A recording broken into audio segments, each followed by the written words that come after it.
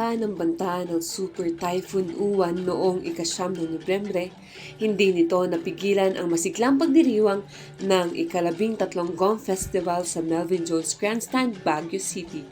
Pinangunahan ito ng Indigenous Peoples Education for Arts, Culture and Empowerment Incorporation o IPES, katuwang ang Joint Task Unit, Baguio LGU, Ililikha, OPAPRO at Baguio Tourism Council. Dala ang temang NARPU1, Living Our Culture, Honoring Our Roots in the Digital Era, layunin ng pagdiriwang na isabuhay at ipagmalaki ang kultura ng mga katutubo bilang bahagi ng Indigenous Peoples Month. Ang Gong Festival ay isang mahalagang pagtitipon na naglalayong parangalan at sariwain ang karunungan ng ating mga ninuno sa pamamagitan ng pagpapalitan ng mga kaugalian at tradisyong kultural mula sa iba't ibang lalawigan ng Cordillera. Higit pa sa isang pagdiriwang, ito ay naging makabuluhang pagtitipon ng mga puso, kultura at henerasyon na nagkakaisa sa iisang tugtugin. Natutunan ng mga lumahok ang iba't ibang katutubong sayaw, tamang pagtugtog ng gong at ang pagpapahalaga sa pagkakaiba ng bawat pangkat etniko. Nagbigay rin ng mainit na pagbati at pambungad na mensahe ang Pangulo ng IPES na si Hanjong Kapuno na sinundan naman ng isang maikling mensahe mula kay Congressman Mauricio Dumogan. We celebrate our identity every day. Are we proud of our identity? Are we proud of our identity? Yes. So, Tatan, I welcome you all. Let us beat our gongs up to medyo magtayo kay Typhoon. Let's celebrate. Let's beat our gongs. Let's keep our heritage alive. Thank you everyone for coming. Welcome.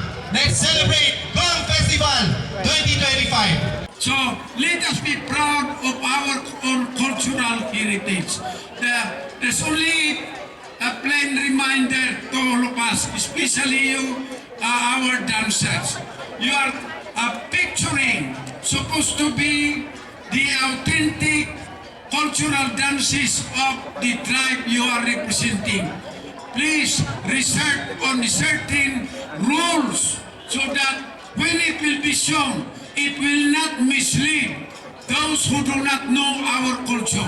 Because if we will not do it the right way, they might think that that is the right way, when in the first place it is a choreographed, it is not actually the right way of dancing our own cultural heritage.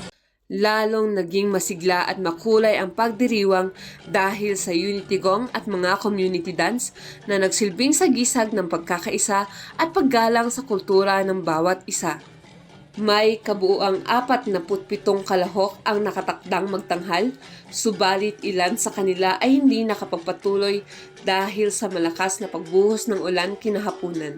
Sa kabila nito, tiniyak ni Pangulong Kapuno na magkakaroon ng ikalawang bahagi ng selebrasyon upang maipagpatuloy ang mga natigil na mga pagtatanghal. Para sa karagdagang anunsyo at detalye hinggil sa ikalawang bahagi ng Gong Festival, maaaring abangan ito sa opisyal na pahina ng IPES sa Facebook. Tunay ngang sa kabila ng unos at ulan, nananatiling buhay at matatag ang diwa ng pagkakaisa, pagmamalasakit at paggalang sa sariling kultura. Sa bawat hampas ng gong at indayog ng sayaw, muling ipinapaalala ng mga Cordilleran na ang kanilang ugat at tradisyon ay patuloy na sisibol at mananatiling buhay sa puso ng bawat isa. Anjay Dumiles para sa Herald Express.